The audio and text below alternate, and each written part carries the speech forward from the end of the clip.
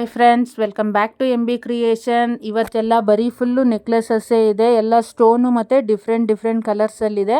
ತುಂಬಾ ಲುಕ್ ಆಗುತ್ತೆ. ಯಾವುದೇ ಒಂದು ಫಂಕ್ಷನ್ಗೆ, ಪಾರ್ಟಿ ವೇರು, ಈವೆಂಟ್ ವೇರು, ಯಾರು ಫೋಟೋ ಶೂಟ್ ಮಾಡಿಸ್ಕೊಳ್ಳೋರು, ಮದುವೆಗೆ, ಎಂಗೇಜ್ಮೆಂಟ್ಗೆ, ಏನೇ ಒಂದು ಫಂಕ್ಷನ್ಗೂ ಸೂಪರ್ ಕಲೆಕ್ಷನ್ ಅಂತ ಹೇಳ್ಬೋದು.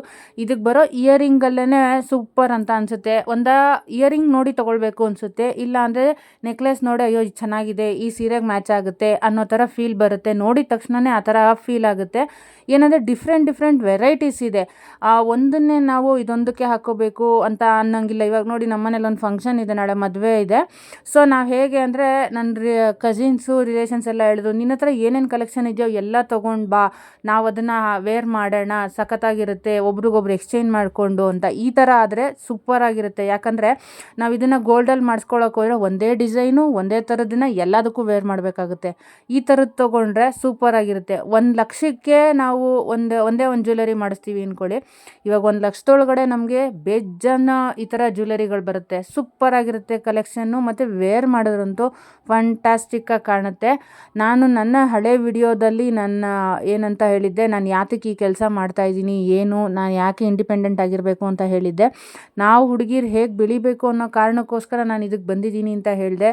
ಎಲ್ಲರೂ ಅದನ್ನು ಇನ್ಸ್ಪಿರೇಷನ್ ಆಗಿ ತಗೊಳ್ಳಿ. ನೀವು ಒಂದು ಲೆಕ್ಕದಲ್ಲಿ ಮುಂದೆ ಬನ್ನಿ. ಯಾವುದೇ ಒಂದು ಕೆಲಸ ಇದ್ರೂ ಕಲೀರಿ, ಮಾಡಿ ಅಂತ ಹೇಳ್ತೀನಿ. ಇಂಥ ಕೆಲಸ ನಮಗೆ ಬರಲ್ಲ ಅಂತ ನಾವು ಹೇಳಲ್ಲ ಆಲ್ಮೋಸ್ಟು. ಅದು ನಮ್ಮ ಬಾಯಲ್ಲೇ ಬರಬಾರ್ದು. ಇವಾಗ ಯಾರೋ ನಮ್ಮನ್ನು ಬ್ಲೇಮ್ ಮಾಡಿ ಈ ಥರ ನೀವು ಮಾಡಿಲ್ಲ ನೀವು ಅಂತಂದರೆ, ಅದನ್ನು ನಾವು ಕಲಿಯೋ ರೀತಿ ಇರಬೇಕು. ಕಲಿತು ಮಾಡಿ ನೋಡಿ ನಾವು ಮಾಡಿದ್ದೀವಿ ಅಂತ ತೋರಿಸೋ ರೀತಿ. ನಾವು ಲೇಡೀಸ್ ಬೆಳೆದಿರೋದೇ ಹಾಗೆ, ನಾವು ಹೆಣ್ಮಕ್ಳು ನಾವು ಇರೋದು ಹಾಗೆ, ನಾವು ಇದ್ದೇ ಇರ್ತೀವಿ ಆ ಥರ ಅಂತ ಅವ್ರಿಗೆ ತೋರಿಸ್ಕೊಡ್ಬೇಕು. ದಯವಿಟ್ಟು ಯಾರು ನನ್ನ ಚಾನಲ್ನ ಸಬ್ಸ್ಕ್ರೈಬ್ ಮಾಡ್ದಿರ ನೋಡ್ತಾ ಇದ್ದಾರೆ, ದಯವಿಟ್ಟು ಸಬ್ಸ್ಕ್ರೈಬ್ ಮಾಡ್ಕೊಂಡು ನೋಡಿ. ಒಳ್ಳೊಳ್ಳೆ ಕಲೆಕ್ಷನ್ ಇದೆ ಅಂತ ಹೇಳ್ತೀನಿ. ಇದೇ ರೀತಿ ನಾನು ಹೇರ್ ಗ್ರೋತ್ ಆಯಿಲ್ ಮಾಡ್ತಾಯಿದ್ದೀನಿ. ಯಾರು ಇಷ್ಟಪಟ್ಟು ತೊಗೊಳ್ಳೋರಿದ್ದರೆ ತೊಗೊಳ್ಳಿ. ತುಂಬಾ ಚೆನ್ನಾಗಿದೆ. ನನ್ನ ಮಗಳದು ಅಷ್ಟೇ, ಕೂದಲು ತುಂಬ ಸಣ್ಣ ಇತ್ತು, ಅದನ್ನು ವೀಕ್ಲಿ ಟ್ವೈಸ್ ಹಾಕ್ತೀನಿ. ಅದರಿಂದ ಅವಳಿಗೆ ತುಂಬ ಚೆನ್ನಾಗಿ ಗ್ರೋ ಆಗಿದೆ. ಸ್ವಲ್ಪ ತಿಕ್ನೆಸ್ಸು ಬಂದಿದೆ.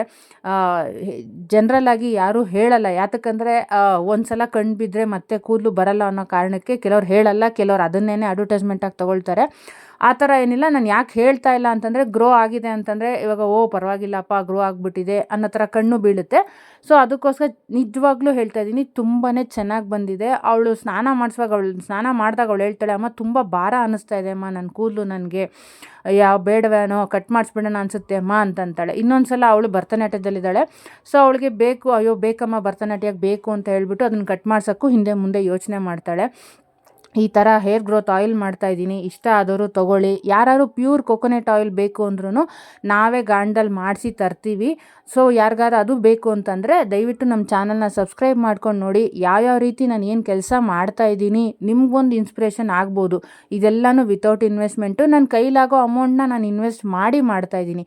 ಇದೆಲ್ಲನೂ ಆನ್ಲೈನ್ ಜ್ಯುವೆಲರಿ. ಯಾರಿಗೆ ಇಷ್ಟ ಆಗುತ್ತೋ ತೊಗೊಳ್ಳಿ. ಕ್ವಾಲಿಟೀಲಿ ನಿಜವಾಗ್ಲೂ ಹೇಳ್ತೀನಿ, ಕ್ವಾಲಿಟಿ ಚೆನ್ನಾಗಿಲ್ಲ ಅಂತ ನೀವು ಯಾವತ್ತೂ ಹೇಳಂಗೆ ಇಲ್ಲ. ಒಂದು ಯಾವ್ದಾದ್ರು ನಿಮ್ಗೆ ಕಡಿಮೆ ರೇಂಜ್ದೇ ತೊಗೊಂಡು ನೋಡಿ, ಓಕೆ ಕ್ವಾಲಿಟಿ ಚೆನ್ನಾಗಿದೆ, ಇಷ್ಟ ಆಯಿತು ಅಂತಂದರೆ ಖಂಡಿತ ಕಂಟಿನ್ಯೂ ಮಾಡಿ ಅಂತ ಹೇಳ್ತೀನಿ.